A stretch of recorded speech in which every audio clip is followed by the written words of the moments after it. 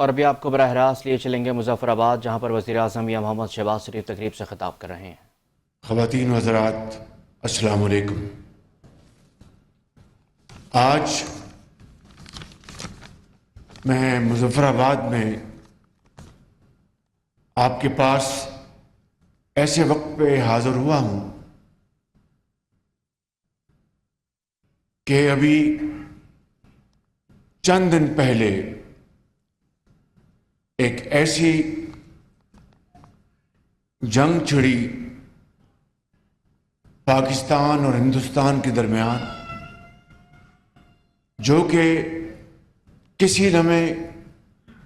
انتہائی خطرناک رخ اختیار کر سکتی تھی، اور جس کے نتائج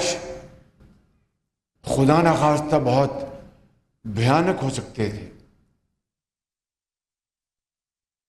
پہلگام کا جو واقعہ ہوا وہ افسوسناک واقعہ تھا، بہت افسوسناک واقعہ، لیکن ہندوستان نے اس کی آڑ میں پاکستان کے خلاف بے بنیاد الزامات کی بوچھاڑ کر دی۔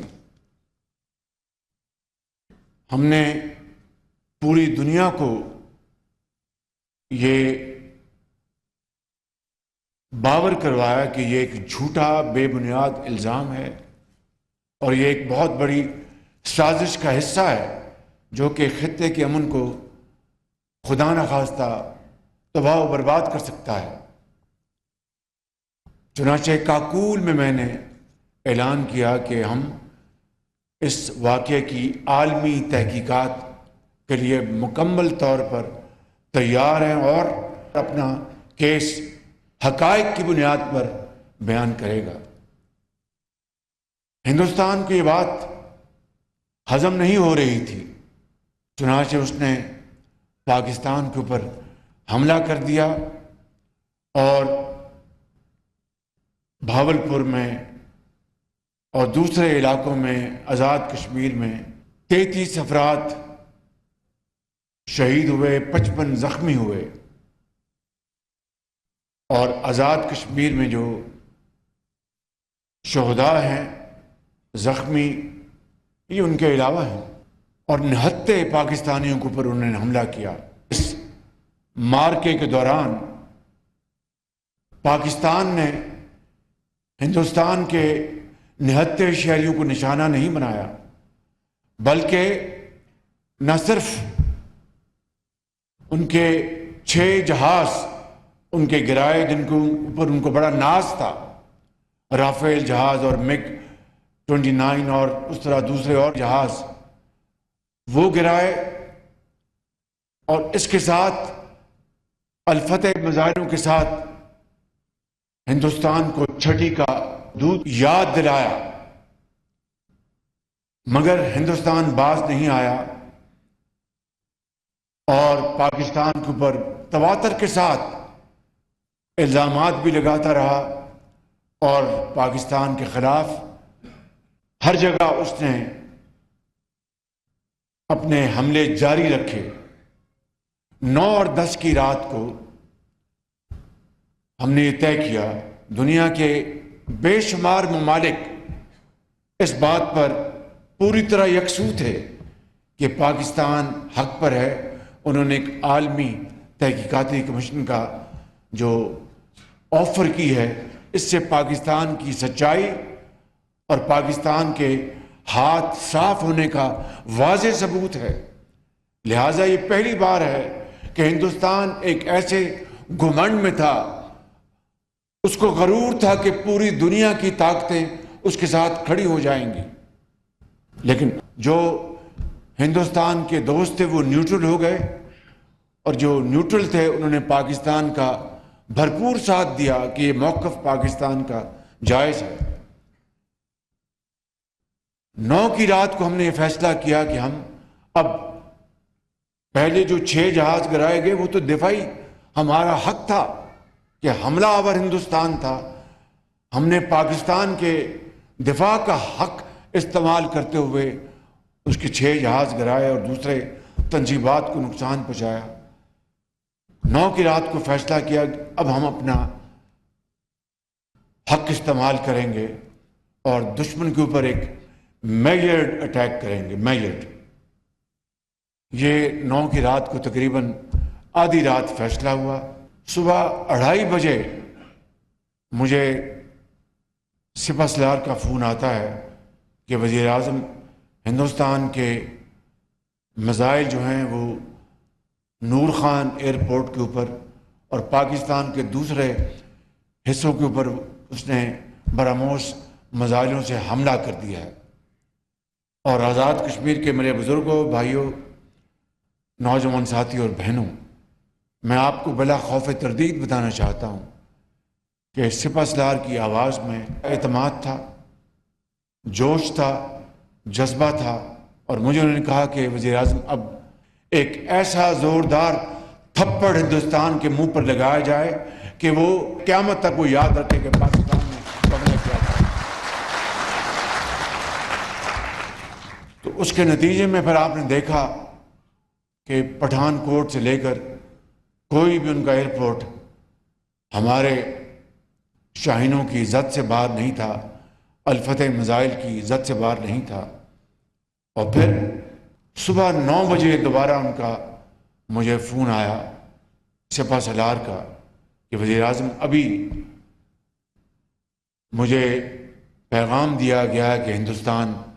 سیز فائر کے لیے تیار ہے، یعنی گھٹنے ٹیکنے کے لیے تیار ہے. یہ ہے وہ داستان، وہ تاریخ جو ہماری افواج پاکستان کے شہداء نے، غازیوں نے، عام شہری نے جو اپنے خون سے رقم کی ہے، اپنی جرت سے رقم کی ہے. تو میں سمجھتا ہوں کہ آج وزیر اعظم آزاد کشمیر کی جو باتوں سے میں ان کا بہت احترام کرتا ہوں، متفق ہوں. یہ حقیقت ہے میرے بزرگوں، بھائی اور بہنوں کہ اب مودی سرکار 100 مرتبہ سوچے گی پاکستان کے اوپر دوبارہ حملہ آور ہونے کے لیے، کہ اس کو پتہ چل گیا کہ ہماری بری فوج، ہماری فضائی فوج اور ہماری بحری فوج مل کر پوری طرح تیار ہیں. اور جس طرح ان 4 دنوں میں 6 تاریخ سے لے کر 10 تاریخ تک جو ہندوستان کو سبق سکھایا گیا، میری نظر میں 1971 کی شکست کا اللہ تعالیٰ نے بدلہ لیا ہے آج اس موقع کے اوپر. کچھ ممالک کا خیال تھا کہ پاکستان جو کنونشنل وارفیئر ہے اس میں پاکستان ہندوستان کے مقابلے میں بہت پیچھے رہ گیا ہے. اس جنگ نے وہ جو ایک کنفیوژن تھا، ابہام تھا، اس کو بھی غلط ثابت کر دیا. اور کہیں بھی خدا نہ خواستہ نیوکلر جو ہمارے ہتھیار ہیں اس کی دور دور تک اس کی ہمیں ضرورت نہیں پڑی تھی، نہ کبھی انشاءاللہ امید ہے قیامت تک پڑے گی. تو میرے بزرگوں، بھائی اور بہنوں، یہ ہے وہ میں سمجھتا ہوں کہ ایک عظیم فتح جو اللہ تعالیٰ نے پاکستان کے 24 کروڑ عوام کی دعاؤں کی بدولت، آزاد کشمیر کے ایک ایک نوجوان بھائی اور بہن اور بزرگوں کی دعاؤں کی بدولت، جو کہ پوری طرح افواج پاکستان کی پشت پر کھڑے تھے، یہ وہ فتح اللہ تعالیٰ نے ہمیں عطا فرمائی. اور اسی لیے یہ شعر اقبال نے کہا تھا شاید اسی دن کے لیے، فرد قائم ربط ملت سے ہے تنہا کچھ نہیں. فرد قائم ربط ملت سے ہے تنہا کچھ نہیں، موج ہے دریا میں بیرون دریا کچھ نہیں. یہ اتحاد جو پوری قوم سیسا پلائی ہوئی دیوار کی طرح متحد تھی، کیل سے لے کے کراچی تک جس طرح متحد ہوئی، یہ اتحاد، اتفاق، یہ وہ دولت ہے جو کسی بھی قوم کو اگر نصیب ہو جائے تو بڑی سے بڑی جو مشکل ہے وہ آسان ہو جاتی ہے۔ میں سمجھتا ہوں کہ آج وقت آ گیا ہے کہ ہمیں پاکستان کو انشاءاللہ اسی اتحاد اور اتفاق کی طاقت سے پاکستان کی اب ہم نے جو معاشی جو ترقی کا سفر ہے اس کو انشاءاللہ طے کرنا ہے، شبانہ روز محنت کر کے۔ اور اس جنگ میں جو کہ شاید تاریخ کی مختصر ترین جنگ تھی، اس میں ہمارے سپہ سالار جنرل سید آصف منیر کی دلیرانہ، دانشمندانہ اور اللہ تعالیٰ پر توکل، ان کی قیادت، لیڈرشپ نے الحمدللہ بے پناہ کامیابیاں عطا فرمائیں۔ اور اسی طریقے سے ہمارے ایئر فورس کے chief of air staff air marshal Zaheer Babar اور ان کے شاہینوں نے، اور اسی طریقے سے ہماری بحری فوج جو مکمل تیار تھی دوارکا کی تاریخ دہرانے کے لیے، یہ وہ عظیم سپوت ہے قوم کے جن کے لیے قیامت تک آپ کی دعائیں ہیں، پوری قوم کی دعائیں ہیں۔ اور انشاءاللہ جس طرح انہوں نے پاکستان کا سر فخر سے بلند کیا ہے اقوام عالم میں، اس کی شاید حالیہ تاریخ میں کوئی مثال نہیں ملتی۔ تو میں سمجھتا ہوں کہ آج اگر چیف آف آرمی سٹاف کو فیلڈ مارشل کا ٹائٹل قوم نے اللہ تعالیٰ کے فضل و کرم سے عطا فرمایا ہے، تو میں سمجھتا ہوں کہ یہ قوم کی بہت بڑی عزت ہے کہ ایسا دلیر سپاہی بے خوف جس نے فرنٹ سے لیڈ کیا۔ میں سمجھتا ہوں کہ میرے بزرگوں، بھائیوں اور بہنوں، یقین کر لیں کہ آج وقت ہے کہ اس اتحاد کو ہم اب آگے لے کر چلیں، تو کوئی دشمن ہمارا کبھی دوبارہ ہماری طرف میلی آنکھ سے دیکھنے کی جرت نہیں کرے گا۔ اسی اتحاد کی برکت سے ہم اپنے قرض بھی چکائیں گے، محنت کر کے، دن رات محنت کر کے۔ آج اگر IMF یہاں پر آیا اس کا وفد اسلام آباد میں، تو وہ تعریف کر رہا ہے پاکستان کی کہ جناب بڑی آپ نے محنت سے دوبارہ اکانومی کو اسٹیبلائز کیا ہے۔ تعریف اس وقت ہوگی جب قرضوں کی زندگی سے یہ قوم چھٹکارا حاصل کرے گی اور خود انشاءاللہ مل کر ایک فولادی قوم بنے گی۔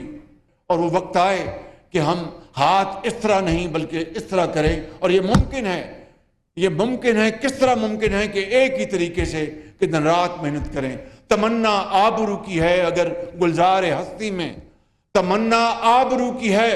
اگر گلزار ہستی میں، تو کانٹوں میں الجھ کر زندگی کرنے کی خو کر لے، اور نہیں یہ شان خودداری چمن سے توڑ کر تجھ کو کوئی دستار میں رکھ لے، کو زیب گلو کر لے۔ تو میرے بزرگوں، بھائیوں اور بہنوں، میں آج آپ کے پاس حاضر ہوا ہوں جو آزاد کشمیر میں جو ہمارے بھائی بہن بچے شہید ہو گئے، اور ان کے ورثات زندگی بھر ان کو تلاش کریں گے، لیکن یقیناً وہ اللہ تعالیٰ کے پاس چلے گئے۔ اور قرآن کریم اس بات کی گواہی دیتا ہے کہ ان کو مردہ مت کہو، ان کو اللہ تعالیٰ انشاءاللہ ان کے درجے بہت بلند فرمائے گا جنت الفردوس میں، اور ان کے ورثاء کو بھی ان شہداء کی بدولت ان کو بھی اللہ تعالیٰ انشاءاللہ اس دنیا میں بھی اور اگلے جہاں میں بھی ان کے اوپر اپنی کمال مہربانی سے فضل فرمائے گا۔ قرآن کریم میں یہ جو آیت ہے، ان اللہ یحب الذین یقاتلون فی سبیلہ صفا صفا کانہم بنیان مرصوص، میں سمجھتا ہوں کہ یہ وہی سیسا پلائی ہوئی دیوار ہے جس کی بدولت رب تعالیٰ نے ہمیں عزت دی، لیکن یہ عزت اس شہداء، ان غازیوں کی مرہون منت ہے جنہوں نے پاکستان کو ہندوستان کے اس حملے سے نہ صرف پوری طرح بچایا بلکہ دشمن کو ایک ایسا سبق سکھایا جو کہ وہ کبھی بھلا نہیں پائے گا۔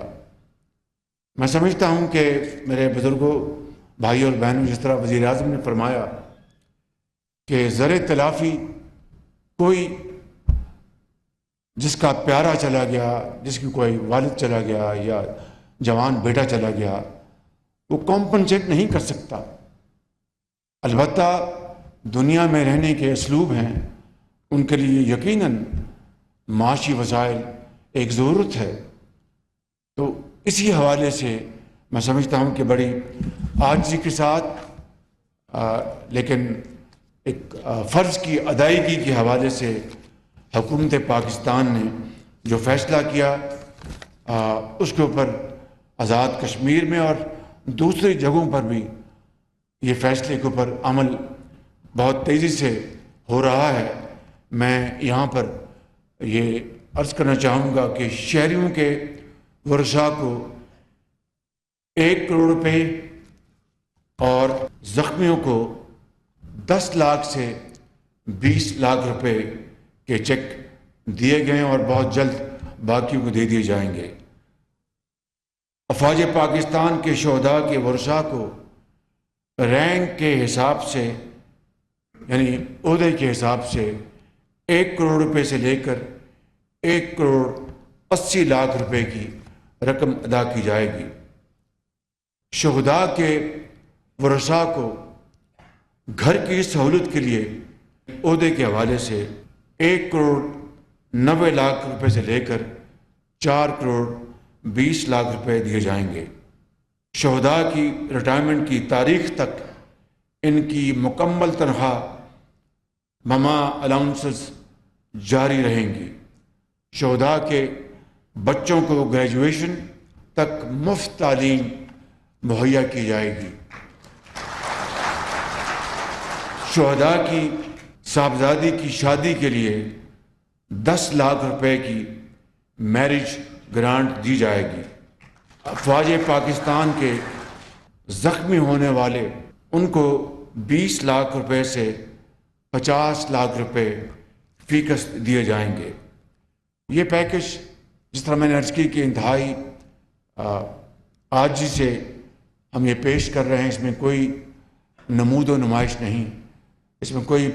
پبلسٹی کا اینگل نہیں۔ یہ فرض ہے ہر حکومت کا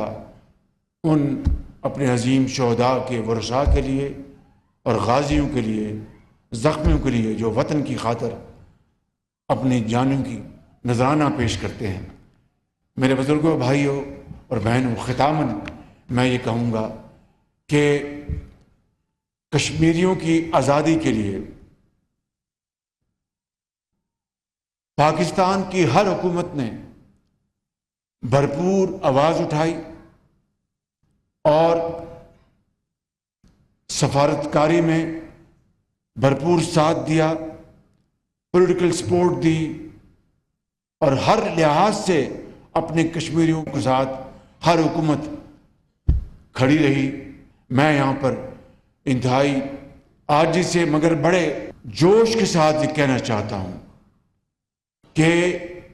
24 کروڑ عوام کی پوری دعائیں کشمیری بھائیوں کے ساتھ ہیں، بہنوں کے ساتھ ہیں،